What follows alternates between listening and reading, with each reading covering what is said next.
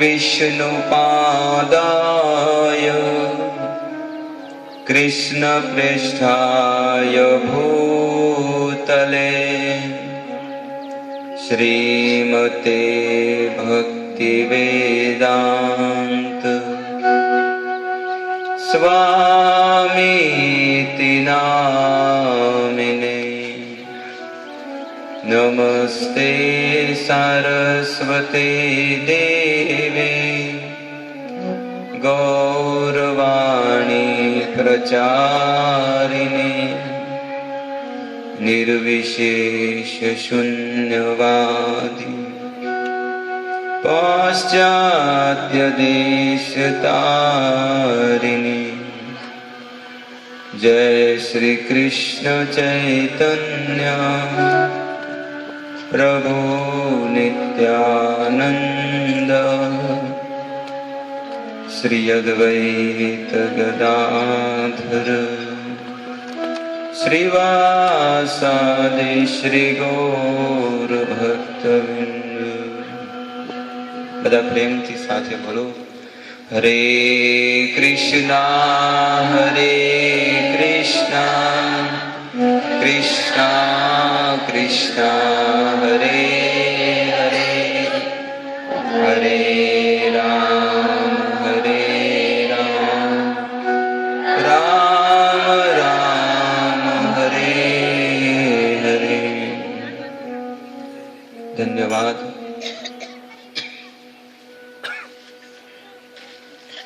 वंशी विभूषित करा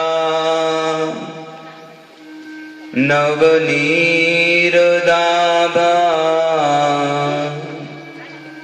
पीतांबर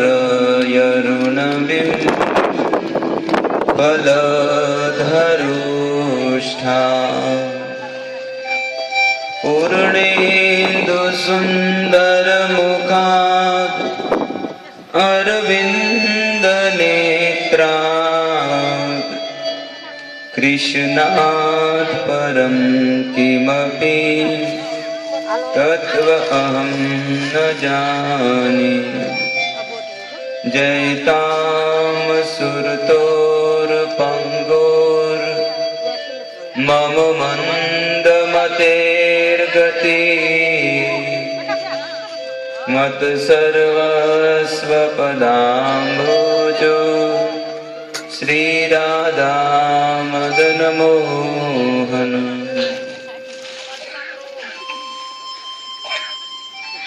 हरे कृष्णा कृष्णा कृष्णा हरे हरे।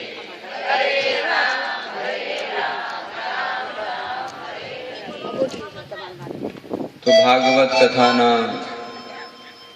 आ सप्तम दिवस में पधारेला समस्त वैष्णव एवं वैष्णवीओनु हार्दिक स्वागत छे।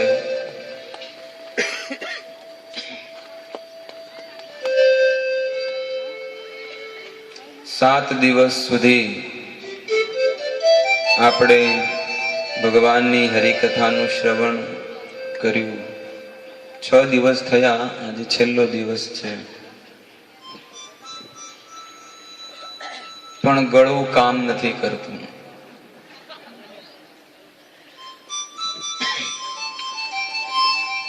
આ લોક સંસારની અંદર 200 રૂપિયા કમાવા માટે લોકો ગળું ફાડી ફાડીને ગલીએ ગલીએ પ્રોડક્ટ વેચવા જાય છે। તમારા ઘરની સામે લોકો આવતા હશે કે ચાની ભૂકી લ્યો, સર્ફ લ્યો, સાબુ લ્યો, અને ગળું ફાડી ફાડીને આખા દિવસમાં 150 થી 200 રૂપિયા કમાય અને તડકામાં ચાલીને 25-30 કિલો વજન ઉપાડીને જાય અને એમનું એ ગળું બેસે। પણ કોનો પ્રચાર કરવા માટે? તો કે સાબુ અને સર્ફનો પ્રચાર કરવા માટે। પણ એ વ્યક્તિનું જીવન સાર્થક છે કે જે ભગવાનની વાણીનો પ્રચાર આ દુનિયામાં કરે છે.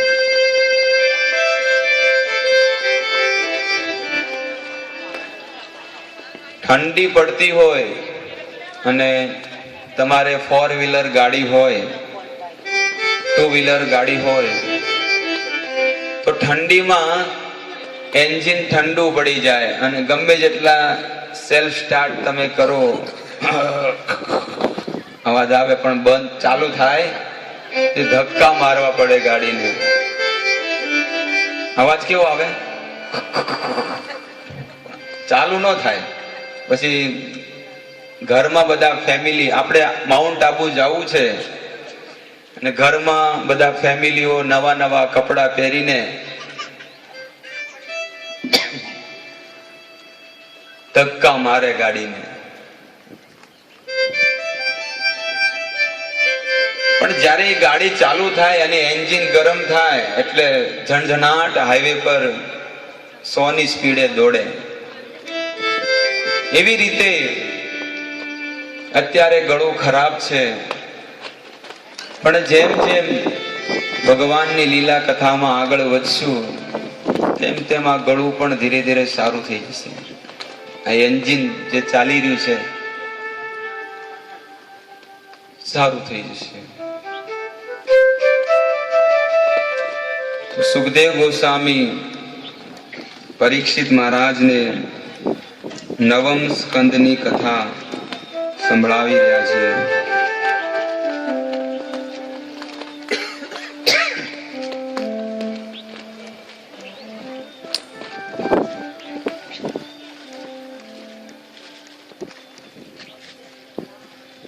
નવમ સ્કંદની કથા જ્યારે સંપૂર્ણ થઈ, પરીક્ષિત મહારાજ એમના જીવનમાં માત્ર 2 દિવસ વધ્યા છે. જ્યારે દસમ સ્કંદ શરૂ થયો, ભગવાનના જન્મની કથા, નવમ સ્કંદ સંપન્ન થઈ ગયા અને 10મો સ્કંદ જ્યારે પ્રારંભ થવાનો હતો ત્યારે 4 દિવસ અને 4 રાત વીતી ગઈ હતી. 5મા દિવસે સવારે જ્યારે દસમ સ્કંદ પ્રારંભ થવાનો હતો ત્યારે શ્રી સુખદેવ ગોસ્વામી પરીક્ષિત મહારાજને કહે છે કે હે પરીક્ષિત, તમે હવે આરામ કરી લો, કારણ કે 4 દિવસ અને 4 રાત થઈ ગઈ. તમે મોઢામાં અન્નનો એક પણ દાણો નથી નાખ્યો અને જળ પણ ગ્રહણ નથી કર્યું અને આરામ પણ નથી કર્યો. તો તમે થોડી વાર વિશ્રામ કરી લો અને પછી હરિકથા શ્રવણ કરશું. ત્યારે પરીક્ષિત મહારાજ કહે છે, હે સુખદેવ ગોસ્વામી મહારાજ, પિબંતમ તમ મુખામ ભોજમ ચ્યુતમ હરિ કથામૃતમ. મને હવે આ સંસારની તરસ કે ભૂખ હવે લાગતી નથી, કારણ કે તમારા મુખેથી મને ભગવાનની હરિકથાનો રસ જે જર જર જર જર જરી રહ્યો છે અને ઈ રસનો હું રસપાન કરી રહ્યો છું. હવે મારે આ તુચ્છ જળ અને તુચ્છ ભૂખ જે ભૌતિક વસ્તુઓ છે એ બાધા નથી આપતી. એટલા માટે તમે મને ઈ ભગવાનની લીલા,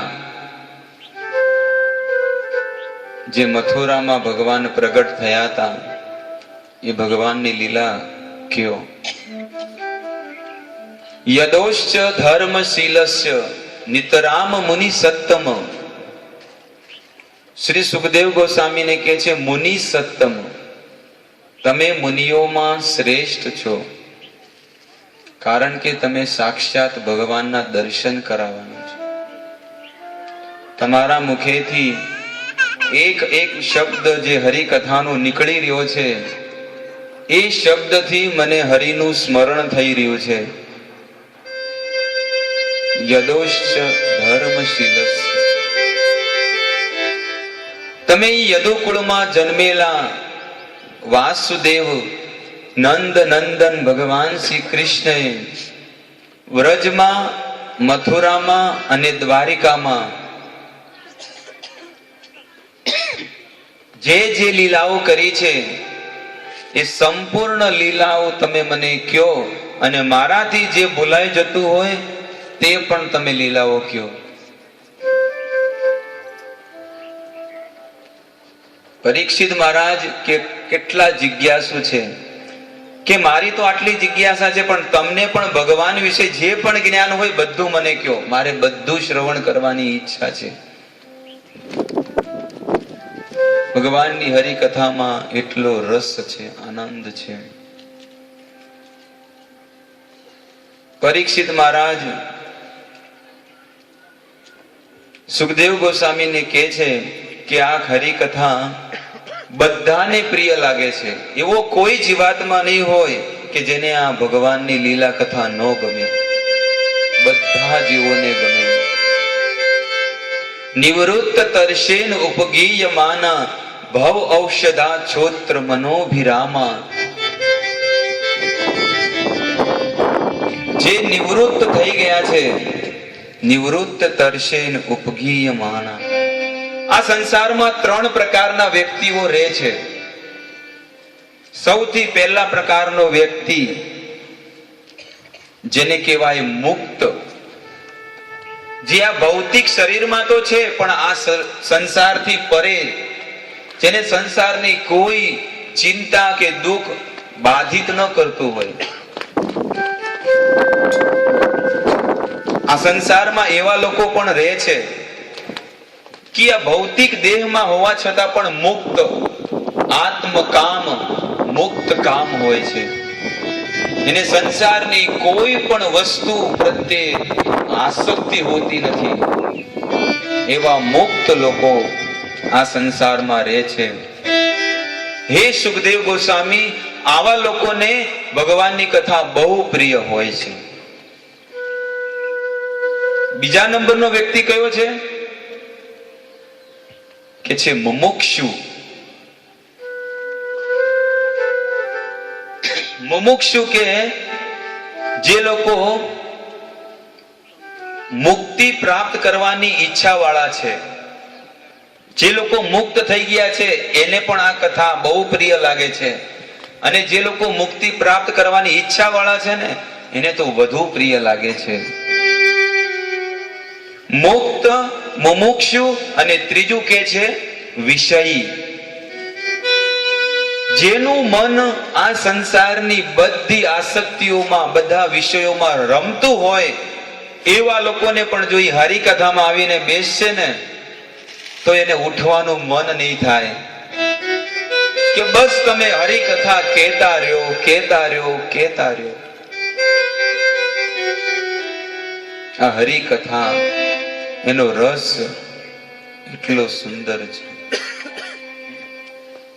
એટલે કે છે ને કે એ તે હરિનો રસ પીજીએ. એ તો ભાગ્યશાળી જીવ આ હરિનો રસ પીવે. બાકી દુર્ભાગ્યશાળી જીવ હોય તો એ ભૌતિક જગતના વિષયોમાં જ આસક્ત રહે છે.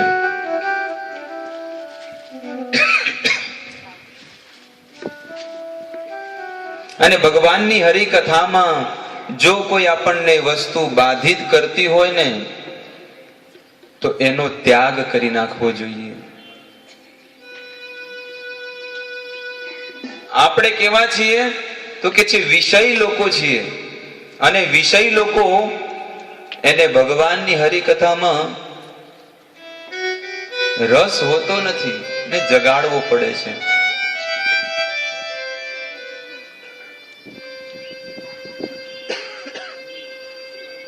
અને કે છે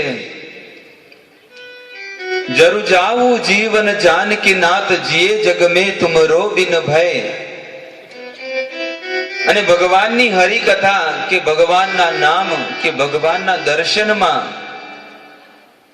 જો આપણને કોઈ વસ્તુ બાધિત કરતી હોય તો એનો ત્યાગ કરી દેવો જોઈએ. અમુક લોકો ઊંઘ બાધિત કરતી હોય, સારું કાર્ય સવારમાં વહેલા ઉઠીને ભગવાનના દર્શન કરવા હોય તો એને ઊંઘ બાધિત કરે છે.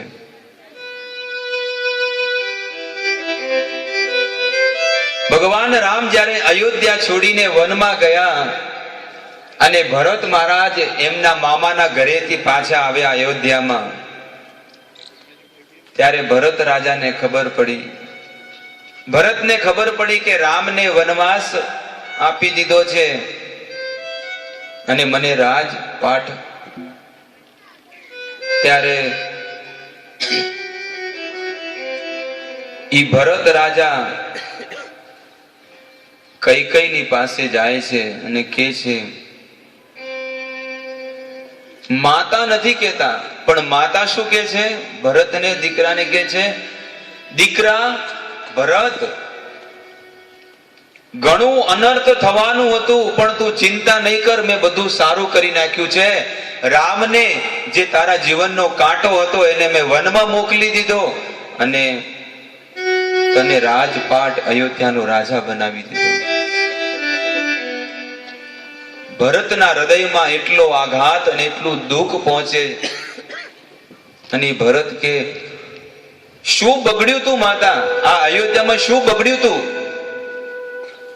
બગાડવા વાળી તો તું છે અને આજથી હું વચન લઉં છું કે તું મારી માતા નથી અને હું તારો દીકરો નથી. કારણ કે તે એક ભક્ત અને ભગવાનને અલગ કરી નાખ્યા છે. જ્યારે માતા કૈકેયી કે દીકરા તું આવું ન બોલ, જે દીકરો પોતાની માતાને માતા ન કહે તો ઈ દીકરાને નરકમાં જવું પડે છે, શાસ્ત્ર કહે છે.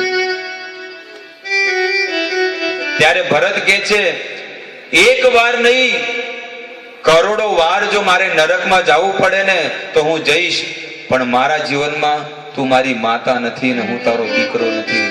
કારણ કે તે ભગવાનથી અલગ કરી નાખ્યા છે. અને ભરત રાજા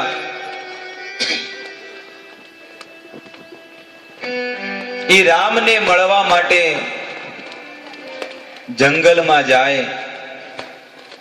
આખી અયોધ્યામાં નગરમાં પ્રજાને બધું ખબર પડી ગઈ કે ભરત રામને મળવા જાય છે અને આખું નગર અટારીઓ પર ટેરેસ પર આવ્યું અને ભરત રાજા એનાઉન્સમેન્ટ કરે છે,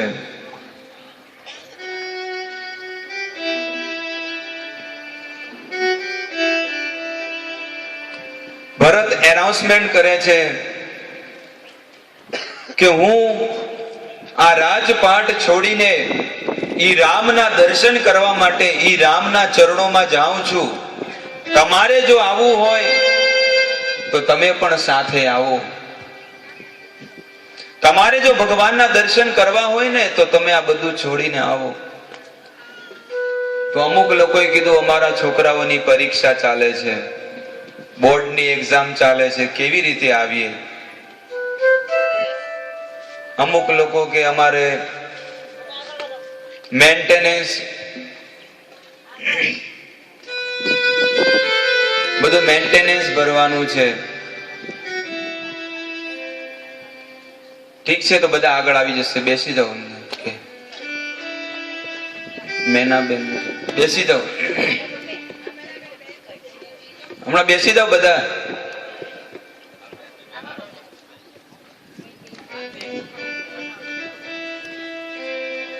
બેસતા હમણાં ચાલશે. ભરત કે હું જાઉં છું, બધું રાજપાટ છોડીને જાઉં છું. તમારે જો આવવું હોય તો તમે પણ મારી સાથે ચાલો. અમુક લોકો કે આ ઘર ખુલ્લું મેલીને ક્યાં જઈએ? બધા લોકો અયોધ્યાના બધા લોકો ઘરની બહાર નીકળી ગયા અને રોડ પર, ઈ નગરના રોડ પર આવી ગયા. બધા લોકો તૈયાર થઈ ગયા. પણ ઘરમાં એક જણાને તો રહેવું પડે ને. તો ઘરના સદસ્યો જે 10-10 જણા ઘરના મેમ્બર હોય એમાંથી એક જણાને કે તું એકલો રહે અહીંયા ઘરમાં. તો જેને કહેતા એને એમ લાગતું કે આખો પહાડ મારા માથા પર મૂકી દીધો. એટલું બધું દુઃખ અને કષ્ટ લાગે કે મેં એવા કયા પાપ કર્યા છે કે મને ભગવાનના દર્શન નહીં થાય. આવી દશા. અમુક લોકો કે ના ના અમારે તો ઘર બહાર છે, અમારે સાસુ સસરા છે, અમારે તો નાના નાના દીકરાઓ છે, અમારે છોકરાઓ સ્કૂલમાં ભણે છે, અમારા પતિદેવ એમને જમવાનું બનાવવાનું હોય, અમારે ઘર ખુલ્લું મૂકીને આવીને તો કોણ સંભાળશે. લોકોએ અલગ અલગ વાત કરી. ત્યારે ભરત કહે છે, જર જાવું જીવન જાનકી નાથ, જીએ જગ મેં તુમરો બિન ભય. ઈ ધન, ઈ પરિવાર, ઈ સમાજ, ઈ પુત્ર અને આ શરીર જો ઈ ભક્તિમાં કે ભગવાનના દર્શન કરવામાં જો બાધિત આપતું હોય ને તો એને તો સળગાવી નાખવું જોઈએ, બાળી નાખવું જોઈએ. જે સમાજ, જે પરિવાર, જે પુત્ર, જે માતા પિતા ભગવાનના દર્શન કરવામાં, ભગવાનની ભક્તિ કરવામાં જો બાધિત આપતા હોય ને તો ભરત પોતાના મુખેથી કહે છે. અમે તો ન કહી શકીએ પણ ભરત કહે છે. સંત તુલસીદાસજી કહે છે, અમારું ગજુ નથી કે બધું તમે બાળીને આવી જાઓ ને ભગવાનનું ભજનમાં લાગી જાઓ. એ તો સંત તુલસીદાસજી જેવા આચાર્ય કહે છે. મીરાબાઈ જ્યારે મેવાડનું રાજપાટ છોડીને, મેવાડની રાણી હતી, અને બધું છોડીને સંત તુલસીદાસજી પાસે જાય છે અને સંત તુલસીદાસજીને કહે કે હે ગુરુદેવ, મારે ઘરે ઘરે પણ રહીને ભગવાનનું ભજન કરવું છે, પણ આ સંસારમાં મારા સમાજ વાળા પરિવારમાં જો બધા બાધિત આપતા હોય કે જો આ ભગતનો દીકરો થઈ ગયો,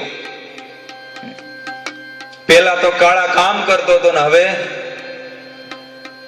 એક કહેવત છે ને હિન્દીમાં કે છે, 900 ચૂહે ખાકર બિલ્લી હજ કો ચલી. પેલા તો કેટલાય કાળા કામ કર્યા ને હવે ભગતનો દીકરો થઈ ગયો છે. ત્યારે મીરાબાઈ આ બધી વાત કરી સંત તુલસીદાસજીને કે આખો સમાજ મારી નિંદા કરે છે કે જો આ માળાઓ કરે છે, તિલક તાણે છે, કંઠી પહેરે છે, આવું તો કોઈએ ભાળ્યું નતું. આ નવા નાટક.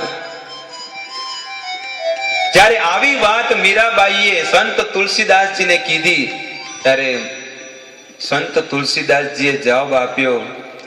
તુલસીદાસજી કહે છે, તજીએ કોટી વૈરી સમ, એને તો કરોડો કરોડો જન્મોના વૈરીની સમાન ત્યાગી દેવા જોઈએ. તજીએ કોટી વૈરી સમ, એ તો આપણા વૈરી છે કે જે આપણને ભક્તિમાં બાધા દેતા હોય. તો એવા કુળમાં, એવા સમાજમાં, એવા પરિવારમાં જો કોઈ એવો ભક્ત હોય ને તો એ આખા પરિવારને, આખા કુળને અને એ આખા સમાજને તારી શકે છે. ભગવાનના ભક્તમાં એટલી તાકાત છે. પરીક્ષિત મહારાજ આગળ જિજ્ઞાસા કરે છે, પિતા મહામે સમરે અમરંજયે દેવવ્રતાધાત ચિતે તથે તિમિંગલે દુરત્યયમ કૌરવમ સૈન્ય સાગરમ કૃત્વા તરમ વત્સ પદમ સ્મયપ્લવા. મને ઈ ભગવાનની કથા કયો કે જે ભગવાન 24 કલાક મારા દાદા એટલે કે અર્જુન પાંડવોની રક્ષા કરી, એવા પૂર્ણ પુરુષોત્તમ ભગવાનની કથા લીલા તમે કયો.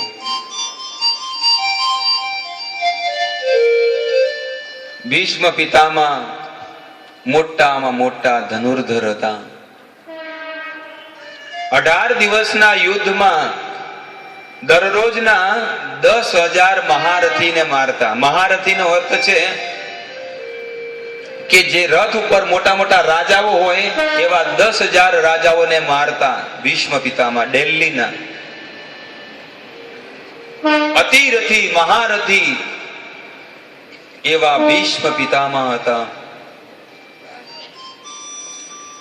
અને કુરુક્ષેત્રની રણભૂમિમાં યુદ્ધ કરતા કરતા 9 દિવસ થઈ ગયા. 9 દિવસ થઈ ગયા અને 9મા દિવસે જ્યારે શિબિરમાં દુર્યોધન ભીષ્મ પિતામહ પાસે ગયો અને ભીષ્મ પિતામહને કહે છે કે તમે તો મારા અંડરમાં છો, મારી સાથે છો, મારું ખાવ છો, પણ પાંડવોના પક્ષમાં તમે યુદ્ધ કરો છો. હું જાણું છું કે તમારી શક્તિ કેટલી છે. તમે ધારો ને તો 5 પાંડવોને 1 સેકન્ડમાં મારી શકો છો, એટલી શક્તિ તમે ધરાવો છો.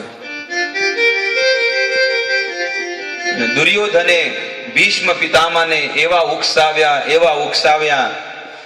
ભીષ્મ પિતામહે વચન આપી દીધું કે આવતીકાલે હું તને વચન આપું છું કે આવતીકાલે પાંડવોમાંથી એક નહીં રહે.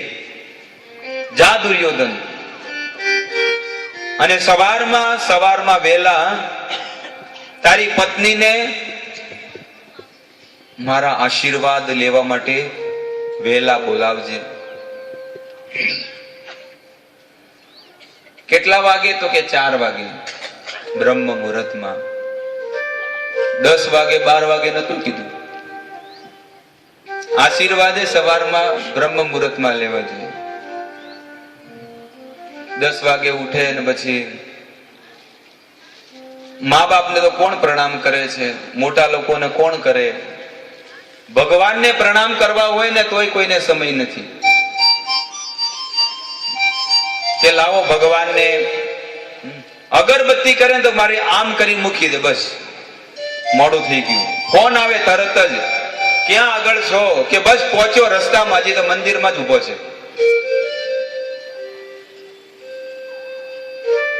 ભગવાનની સેવા કરે છે પણ મન કેવું છે કે ટૂંકું થઈ ગયું છે મન.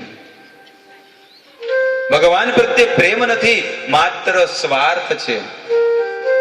ઈસ હાથ દે ઉસ હાથ લે. અહીંયાથી આપો ને અહીંયાથી લ્યો.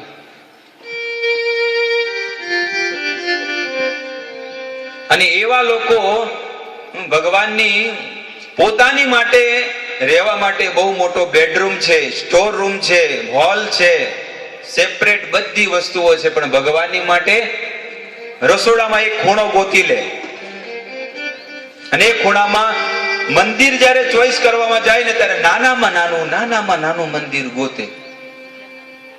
અને પોતાની માટે મોટા મોટા હોલ ને મોટા મોટા રૂમ ને મોટા મોટા બાથરૂમ.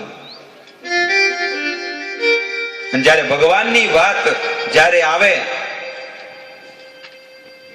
ત્યારે જે ડિઝાઇનર બને કે આ ઈશાન ખૂણામાં ક્યાંક નાનકડું મંદિર જ્યાં શૂટિંગ થાય છે એવડું મૂકી દે. અને જમો જમાડો ભાવના ભોજન. તારામાં ભાવનો દાણો છે કે જમો જમાડું? બેહી જાને શાંતિથી.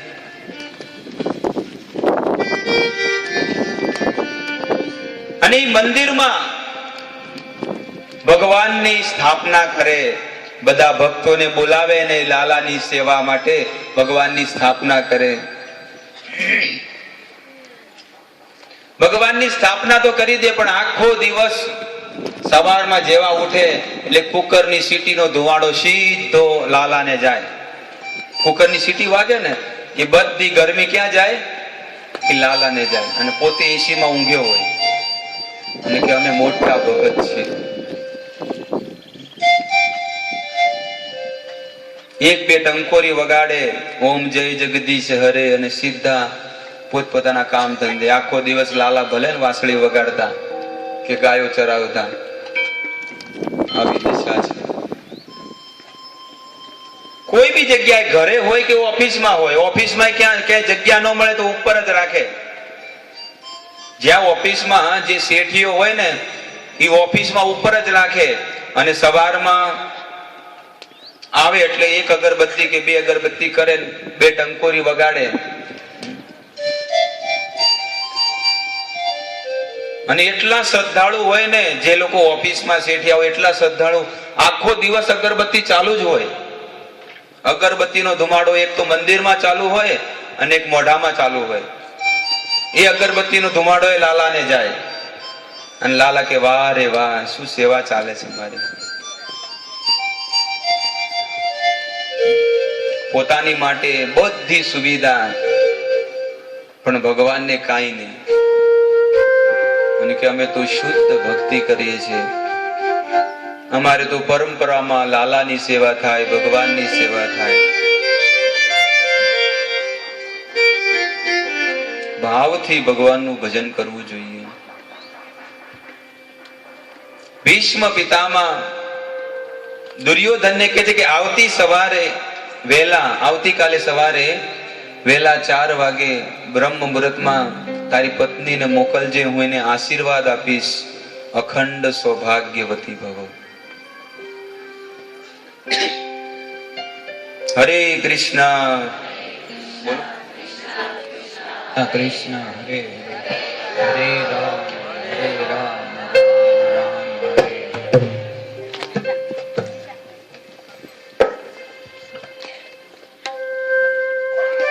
અને દુર્યોધને જ્યારે પોતાની પત્નીને જ્યારે મોકલવા જાય એના પહેલા ભગવાન શ્રી કૃષ્ણએ તો જાણી લીધું.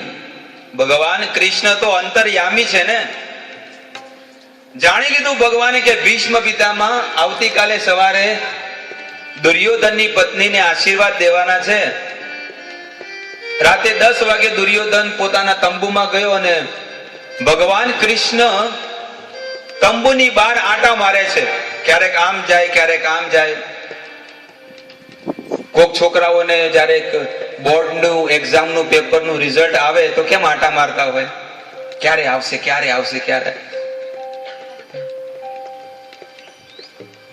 કદાચ કોકને બાળકને જન્મ થવાનું તો બાપા કેમ આંટા મારે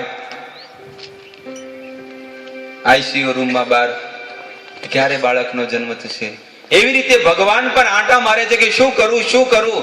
ત્યારે ઈ ભગવાન અર્જુનની પાસે જાય છે અને અર્જુનને કહે છે કે ઊભો થા, રાતના 12 વાગે. અર્જુન તો ધાબળો ઓઢીને સૂઈ ગયો છે. મહિનાની ઠંડી. અર્જુન કે ઠંડી લાગે છે, સુવા દો ને, મંગળા આરતી તો સવારમાં છે, અત્યારે તો સુવા દો, અને યુદ્ધ તો સવારમાં થશે. ત્યારે કે હવારે ઊભા થશો ત્યારે ને તમે યુદ્ધ કરશો. યુદ્ધમાં તમારો દાદો જે ભીષ્મ છે, તમારા દાદા, એ તમને ઠાર કરી દેશે. તો અર્જુન તો ધાબળો ઓઢીને હોઈ ગયા. યુધિષ્ઠિર મહારાજને ઊભા કરે છે. યુધિષ્ઠિર મહારાજ, નકુલ, સહદેવ, ભીમ, 5 પાંડવોને ઊભા કરે અને 5 પાંડવો કે શું થયું, બોલો તો ખરો. દ્વારિકાધીશ, બોલો તો ખરા, શું થયું? ત્યારે ભગવાન કે ઓલા ભીષ્મ પિતામહે રાતના પ્રતિજ્ઞા લીધી છે કે આવતીકાલે પાંડવોમાંથી એક નહીં વધે, તો તમને કઈ ચિંતા છે કે નહીં? ત્યારે 5 પાંડવો કે છે અબ સૌપ દિયા ઇસ जीवन का सब भार तुम्हारे चरणन में, अब सौंप दिया इस जीवन का सब भार तुम्हारे चरणन में. हे द्वारिकाधीश, અમે તો અમારા જીવનનો બધો ભાર તમારા ચરણોમાં સોંપી દીધો.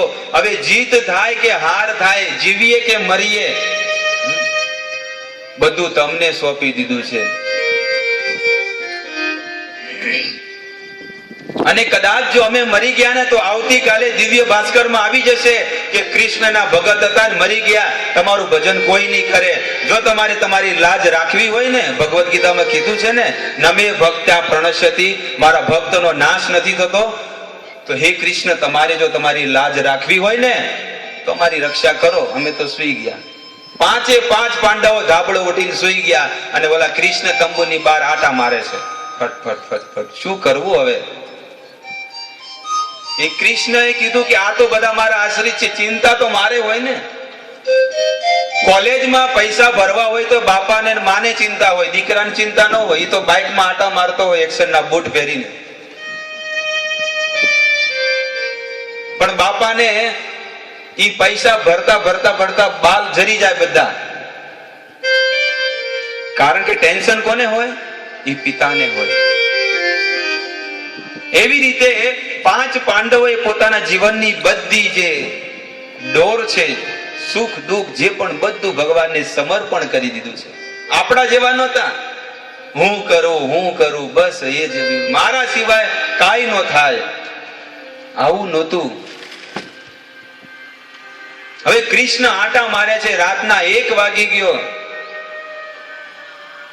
અને રાતના 1 વાગે કે હવે કોની પાસે જાઉં? ત્યારે દ્રૌપદી પોતાની બેન કૃષ્ણા પાસે જાય છે અને કૃષ્ણાને ઉઠાડે છે. કૃષ્ણા ઉઠ, દ્રૌપદી મારી બેન ઉઠ. ઈ કૃષ્ણની બેન દ્રૌપદી હતી, જેને પ્રેમથી ઈ દ્રૌપદીને કૃષ્ણા કહેતા.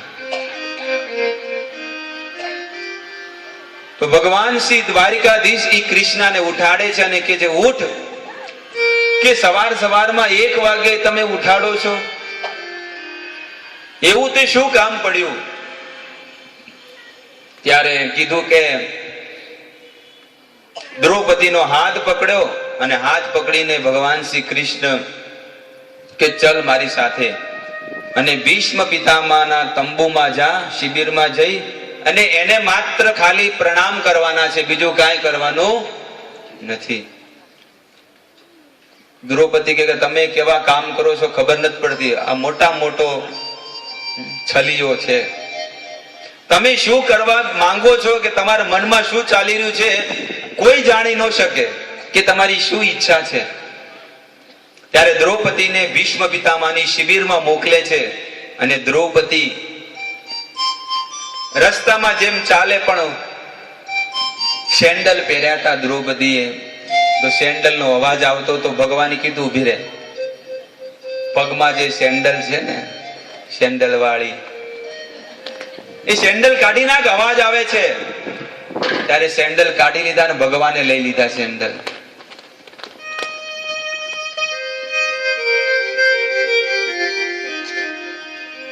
ભગવાને એ સેન્ડલ લઈ લીધા અને દ્રૌપદી ભીષ્મ પિતામહની શિબિરમાં જાય અને ભીષ્મ પિતામહને પ્રણામ કરે. જેવા પ્રણામ કર્યા, ભીષ્મ પિતામહને લાગ્યું દુર્યોધનની પત્ની આવી છે અને ભીષ્મ પિતામહે કીધું અખંડ સૌભાગ્યવતી ભવ. બોલો, આ દ્વારિકા વાળો છે. ભીષ્મ પિતામહને લાગ્યું દુર્યોધનની પત્ની આવી છે અને જોવે તો અર્જુનની પત્ની દ્રૌપદી છે, પાંડવોની પત્ની. અને ભીષ્મ પિતામહે ધ્યાનમાંથી આંખો ખોલી અને જોવે તો સામે દ્રૌપદી. તું? ભીષ્મ પિતામહને લાગ્યું કે દુર્યોધનની પત્ની હશે. ત્યારે જોવે તો કે આ કામ તારું ન હોય, નિશ્ચિત ઈ ચક્રધારી દ્વારિકાધીશનું કામ છે, તું બાજી દે, હાથી દે. અને જોવે તો દરવાજામાં ભગવાન શ્રી કૃષ્ણ બગલમાં ચપ્પલ લઈને ઉભા હતા દ્રૌપદીના. આવો દ્વારિકા વાળો છે, મોટામાં મોટો છલિયો છે, બધાને છેતરી નાખે. આ સંસારમાં લોકો કહે ને મેં આટલા લોકોને છેતર્યા, આટલા લોકોને છેતર્યા, પણ એ દ્વારિકા વાળો કે મારા જેવો છેતરનારો તમને કોઈ નહીં મળે. ગમે જેવા કામ હશે ને તો ભગવાન ગમે તે રીતે પોતાના ભક્તની રક્ષા કરવા માટે પોતાના જીવ પણ જોખમમાં નાખી દેશે. આવા એ દ્વારિકા વાળા છે. હિરણ્યકશિપુને મારવા માટે ભગવાને શું નથી કર્યું નરસિંહ ભગવાને? કારણ પોતાના ભક્તની રક્ષા કરવા માટે. અને જ્યારે એ ભીષ્મ પિતામહે એ દ્વારિકાધીશના દર્શન કર્યા ત્યારે ભીષ્મ પિતામહ પણ ભગવાનના ભક્ત જ છે ને. 12 મહાજનમાં ભીષ્મ પિતામહનું નામ આવે છે અને એ ભીષ્મ પિતામહ કહે છે કે હે દ્વારિકા વાળા, એ ચક્રધારી,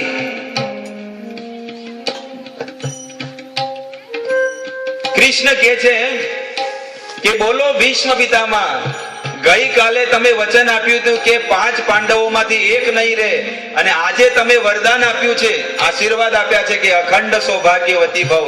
આ બે માંથી કયું વચન સાચું છે? ત્યારે ભીષ્મ પિતામહ કે ભલે મારું વચન તૂટે કે ન તૂટે, પણ હે દ્વારિકા વાળા, આવતીકાલે તમારું વચન તો હું તોડીને નિશ્ચિત રહીશ. અને આવતીકાલે સવારમાં બંને સેનાઓની વચ્ચે એ યુદ્ધ થવા જઈ રહ્યું છે. અને ભીષ્મ પિતામહે નિશ્ચિત નક્કી કરી લીધું છે કે આજે મારા જીવનનો અંતિમ દિવસ છે. આજે હું ભગવાનની સામે મારા પ્રાણનો ત્યાગ કરીશ. ઇતિમતિ રૂપ કલ્પિતા વિતૃષ્ણા ભગવતી સાત્વત પુંગવે વિધુમ્ની. ભીષ્મ પિતામહ એ યુદ્ધ ભૂમિમાં રથ ઉપર ઉભા છે, અને અહીંયા અર્જુન ઉભો છે. આ કથા પરીક્ષિત મહારાજ સાંભળી રહ્યા છે. અને પરીક્ષિત મહારાજ કહે છે કે ઈ દ્વારિકાધીશે મારા દાદા પાંડવોની કેટલી રક્ષા કરી છે. એક એક ઘડી એક એક લીલા યાદ કરે છે પરીક્ષિત મહારાજ. કે યુદ્ધ ભૂમિમાં 5 પાંડવો જે મારા દાદા છે ને એકે ન વધે, પણ એ દ્વારિકાધીશ હતા, એ કૃષ્ણ હતા, અને કૃષ્ણની કૃપાથી મારા 5 દાદાઓ એ યુદ્ધ ભૂમિમાં વિજય પ્રાપ્ત થયા છે. અને યુદ્ધ ભૂમિનો 10મો દિવસ, અને ભીષ્મ પિતામહે પ્રણ લીધું કે આજે હું એ અર્જુનને વિંધી નાખીશ. અને પોતાના કમાનમાંથી એટલા તીર મારે છે, જેમ આપણે ગોળ ગોળ અગરબત્તી કરીએ ને એમ ફટાફટ ફટાફટ તીર નીકળે છે. અને ધનુષમાં ચડાવીને એ અર્જુનને મારવા જાય. એક પછી એક તીર મારે, અને દુર્યોધનને તો ચહેરામાંથી શરીરમાંથી પરસેવો છૂટી ગયો. એવી ઠંડીમાં એટલો પરસેવો છૂટે, અને ભગવાન જોવે છે. અને ભીષ્મ પિતામહ આજે એને વચન લીધું છે કે આજે હું પાંડવમાંથી અર્જુનને નહીં છોડું, એને હું ધરાશાયી કરી નાખીશ. અને ભગવાન જોવે છે કે આજે અર્જુન મરી જશે. જો હું એની રક્ષા નહીં કરું તો એ અર્જુન મરી જશે. અને ભીષ્મ પિતામહે અભિમંત્રિત જે તીર પોતાના કમાનમાંથી નીકાળ્યું અને પોતાના ધનુષ ઉપર ચડાવ્યું, અને મંત્ર પડીને એ અર્જુન ઉપર મારવા જાય. અને જેવું એ તીર નીકળ્યું ધનુષમાંથી, સીધું અર્જુનના ડોકાને ઉડાડવાનું હતું. અને ભગવાનને લાગ્યું કે આજે અર્જુનનું ડોકું ઉડી જશે. એ જ સમયે ભગવાને 4 ઘોડાઓના પગ દબાવ્યા, અને એ જે તીર અર્જુનના મુકુટને લઈને ઉડી ગયું. આ છે ભગવાન. અને એ જ ભગવાન રથમાંથી નીચે ઉતર્યા, અને નીચે ઉતરીને એ ભગવાન ભીષ્મ પિતામહની સામે જાય છે. કારણ કે પોતાના ભક્તની ઉપર જ્યારે દુઃખ કે કષ્ટ પડે છે તો ભગવાન સહન નથી કરતા. અને ભગવાન દ્વારિકાધીશ એ રથમાંથી નીચે ઉતર્યા, અને રથનો જે ચક્કો, જે પૈડું જે હતું, પોતાના હાથમાં લીધું.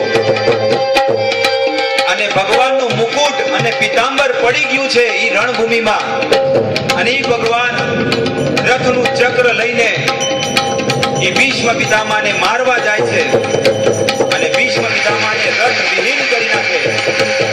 ભીષ્મ પિતામહ રથની નીચે પડ્યા છે, અને પડતાની સાથે અર્જુનને કહે છે, અર્જુન, તારો દુશ્મન તારી સામે ઉભો છે, વિંધી નાખ એને. ત્યારે અર્જુને એક સાથે હજારો તીર વિંધીને ભીષ્મ પિતામહનું આખું શરીર વિંધી નાખ્યું. અને એ ભીષ્મ પિતામહ ધરતી પર ઢળી પડ્યા. ભીષ્મ પિતામહ જ્યારે ધરતી પર ઢળી ગયા, ભીષ્મ પિતામહના શરીરમાંથી બધું લોહી પડે છે. ત્યારે અર્જુનને ભીષ્મ પિતામહ કહે છે કે હે પુત્ર, તે મને ગાદલું તો આપ્યું સુવા માટે, એ તીરનું ગાદલું હતું એનામાં સૂઈ ગયા હતા, પણ તે તકિયું નથી આપ્યું. ત્યારે અર્જુનને કહે છે કે હજી 3 તીર માર. ત્યારે અર્જુન એ ભીષ્મ પિતામહને 3 તીર અહીંયા મારે છે અને તકિયું બનાવીને ભીષ્મ પિતામહ 56 દિવસ સુધી ભગવાન દિલ્હી એમના દર્શન કરવા જતા. ભીષ્મ પિતામહના રણભૂમિમાં 18 દિવસના યુદ્ધ પછી ભીષ્મ પિતામહ જ્યારે ધરાશાયી થયા હતા, ટોટલ 56 દિવસ સુધી એટલે કે 2 મહિના સુધી એ ભીષ્મ પિતામહ બાણશૈયા પર સૂતેલા હતા. ભીષ્મ પિતામહ એ દિવસની યાદ કરતા હતા કે ક્યારે સૂર્ય ઉત્તર તરફ જશે, અને જ્યારે સૂર્ય દેવતા ઉત્તર તરફ જાય ત્યારે કોઈ જીવાત્મા શરીર છોડે, પોતાના પ્રાણ છોડે તો એની સદગતિ થાય છે. અને ભીષ્મ પિતામહે 14 જાન્યુઆરી ઉત્તરાયણના દિવસે, ઉત્તરાયણના દિવસે પોતાનો દેહ ત્યાગ કર્યો હતો. જે દિવસે ભીષ્મ પિતામહને દેહ ત્યાગ કરવાનો હતો એ દિવસે વિશ્વ બ્રહ્માંડના મોટા મોટા ઋષિ મુનિઓ, બ્રહ્મર્ષિ, રાજર્ષિ બધા એ સભામાં આવ્યા છે. યુધિષ્ઠિર મહારાજને એટલો શોક થયો હતો, અને આ શોક જોઈને ભગવાને કીધું કે મારું કેવું નહીં માને આ લોકો. ભલે હું ગમે જેટલા ઉપદેશ આપીશ પણ આ લોકો મારું કેવું નહીં માને. પણ ભીષ્મ પિતામહ જો ઉપદેશ આપશે ને તો એનું કેવું માનશે. અને આ સંસારમાં બી જુઓ કે નાના નાના છોકરાઓ જો કોઈ સારું ભગવત કાર્ય વિશે કે ભગવાનના ભક્તિ વિશે જો કોઈ સારા સંસ્કાર આપે ને તો લોકો કે તું તો હજી કાલનો છે, અમારે તો 60 વર્ષ થઈ ગયા અને તું કાલનો આવેલો અમને શું શીખવાડે છે કે કોનું ભજન કરવું જોઈએ. અને કોક દાઢી વાળો મોટો હોય, જટાધારી, અને લાલ લાલ કપડા પહેર્યા હોય અને મોટી કારમાંથી આવે અને એમાંથી નીચે ઉતરે લોકો કે આ કોઈ મહાન ઋષિ મુનિ છે, અને એમ કે ને કે ગુરુ જ ભગવાન છે, ગુરુ બ્રહ્મા, ગુરુ વિષ્ણુ. તો ઈ અજ્ઞાની પ્રજા, ઈ મહાન જે દેવતા આવ્યા હોય કારમાંથી નીચે ઉતરે તો એને જ ભગવાન માની લે. પણ કોઈ સાધારણ બાળક શાસ્ત્રમાં જે કીધું છે એ પ્રમાણે આદેશ આપે અને ઉપદેશ આપે તો આ દુનિયામાં લોકોને ગમતું નથી. આ દશા છે આ દુનિયાની. સત્ય શું છે એ લોકો જાણતા નથી કે આ સંસારમાં સત્ય કોને કહેવાય, કોનું ભજન કરવું જોઈએ એ હજી કોઈને ખબર નથી. ભક્તો, આપણા જીવનમાંથી આટલા વર્ષો વીતી ગયા, પણ નિશ્ચય કરો તમે જીવનમાં કે તમે કેટલા સુખી થયા છો, જેની શરણમાં છો. એ દ્વારિકા વાળાનું એની શરણમાં જાઓ, એ કૃષ્ણની શરણ લ્યો, એનું નામ જપ કરો, અને એ ભગવાને ભગવદ ગીતા અને ભાગવતમાં જે ઉપદેશ આપ્યા છે એ ઉપદેશને પોતાના જીવનમાં ઉતારો. ત્યારે જ તમારું જીવન શુભ અને પવિત્ર બનશે. ત્યાં સુધી જીવનમાં સુખ નહીં આવે. ભગવાને પાંડવોને બધાને કીધું કે ચાલો આપણે યુદ્ધ ભૂમિમાં ભીષ્મ પિતામહ પાસે જાય. અને ભીષ્મ પિતામહ દેશ ધર્મ, શરીર ધર્મ, સમાજ ધર્મ બધા ધર્મોનું ઉપદેશ જ્યારે આપ્યો એ સમયે દ્રૌપદી પણ ઊભી હતી. અને જ્યારે ભીષ્મ પિતામહ જ્યારે આવા ઉપદેશ આપતા ત્યારે દ્રૌપદી ખડખડાટ હસવા માંડી.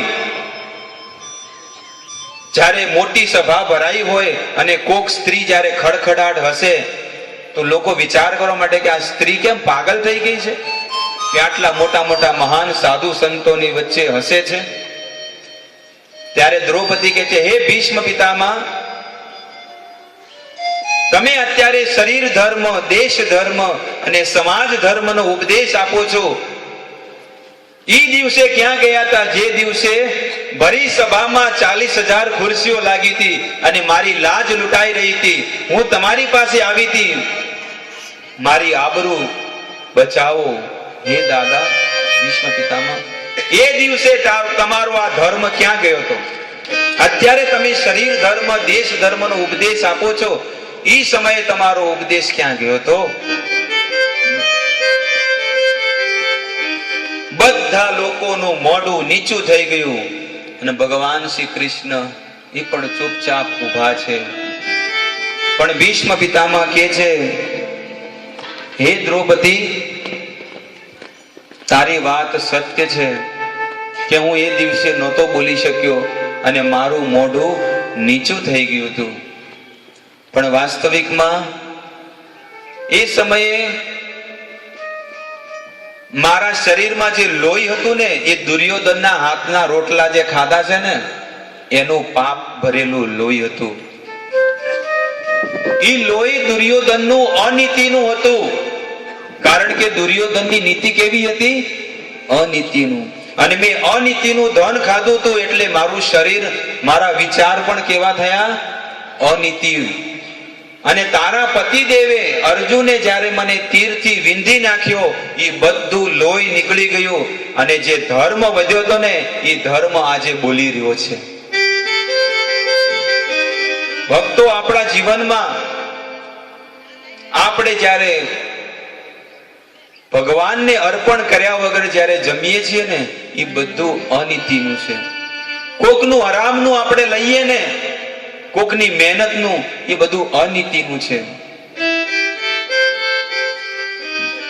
લોકો ઘણા મોટા મોટા બિઝનેસમેનો બીજાના પૈસા લઈને ઉઠી જાય, પણ વાસ્તવિકમાં એ અનીતિનું ધન એમના કુળનો નાશ કરે છે. અને તમારી સામે એવા કેટલાય કિસ્સા છે કે જે લોકો આવી રીતે અનીતિનું ધન કમાય છે, એમની સંતાન કેટલી ખતરનાક અને કેટલા ખોટા કામ કરે છે અને પોતાના કુળનો નાશ કરી નાખે છે. એટલા માટે નીતિ વાળું ધન કમાવું જોઈએ, સુખનો રોટલો ખાવો જોઈએ.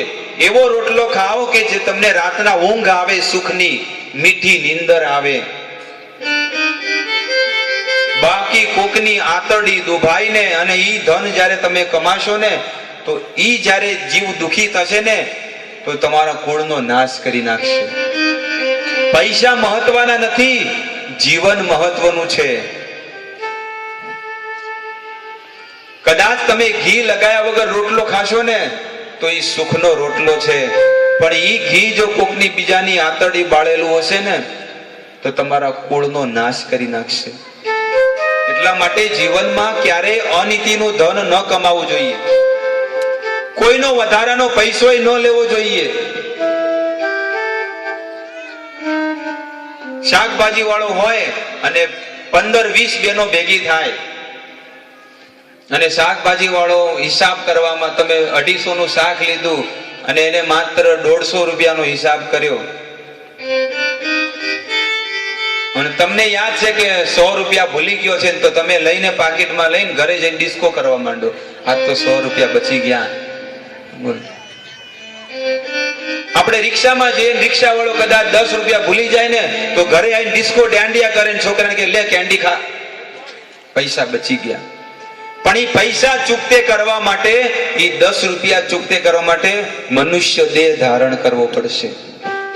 એટલે તો બધાને દેહ ધારણ કરવો પડે છે, પણ આપણને એમ લાગે છે બધાની પાસે મફતમાં કામ કરાવી લેવું છે.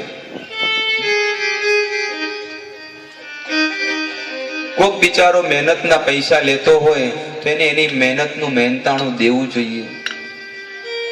ભગવાન વનમાં જાય છે અને કેવટના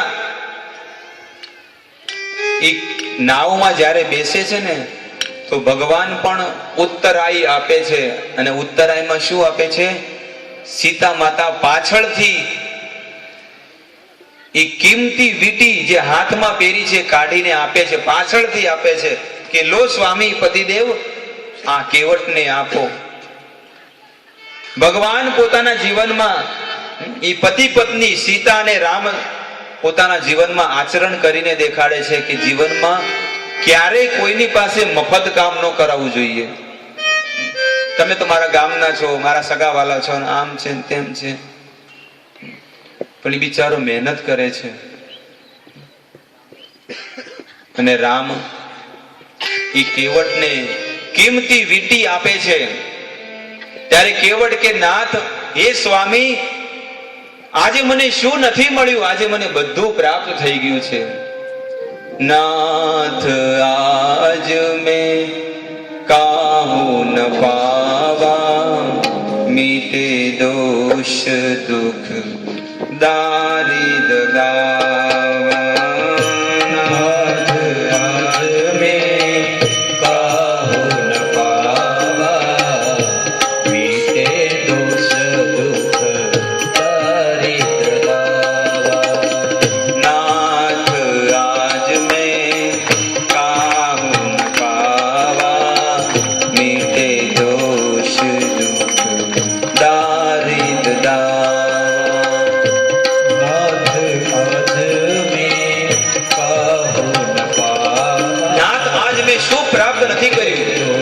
તમારા ચરણોની રજ જે મોટા મોટા ઋષિ મુનિઓ અને દેવતાઓને પણ દુર્લભ છે,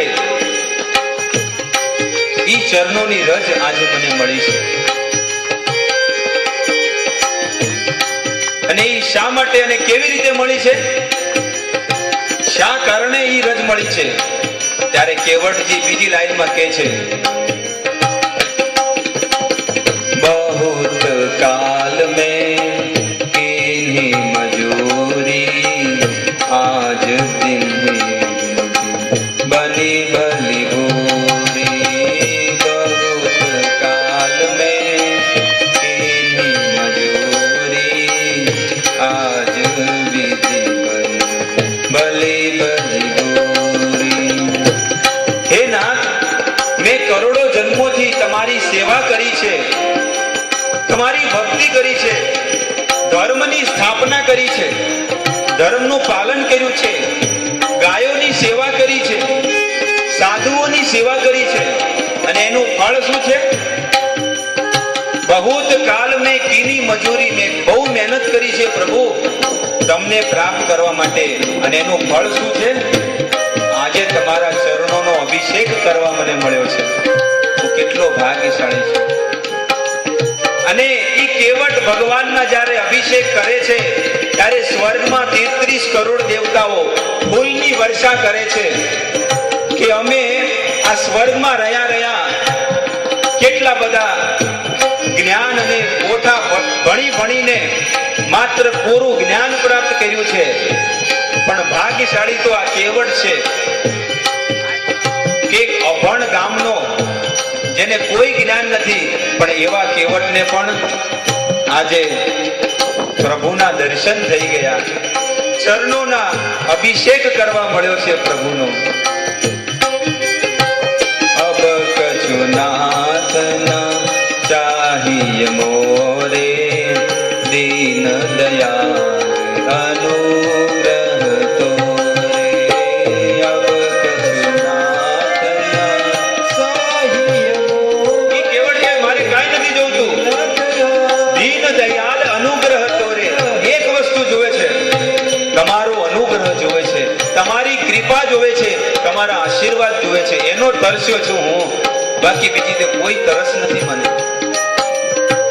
આગળ કહે છે, ફિરતી બાર મોહી જો કछु દેવા, સો પ્રસાદ મેં સિર ધરી લેવા. ફિરતી બાર મોહી જો દેવા, સો પ્રસાદ મેં સિર ધરી લેવા. ઈ કેવટ કહે છે કે મારે અત્યારે નથી જોઈતું, પણ 14 વર્ષ વનમાં રહીને તમે જ્યારે આવશો ને અને ગંગા નદી પાર કરવાની હોય ને ત્યારે મારી નાવમાં બેસજો, અને જ્યારે તમને હું નાવ પાર કરાવું ને એ સમયે તમે જે આપશો એ હું લઈ લઈશ. જુઓ, રિટર્ન રિટર્નની ટિકિટ પાકી કરી નાખી કે રિટર્નમાં આવો તો મારી નાવમાં બેસજો. હું કેટલો સૌભાગ્યશાળી છું.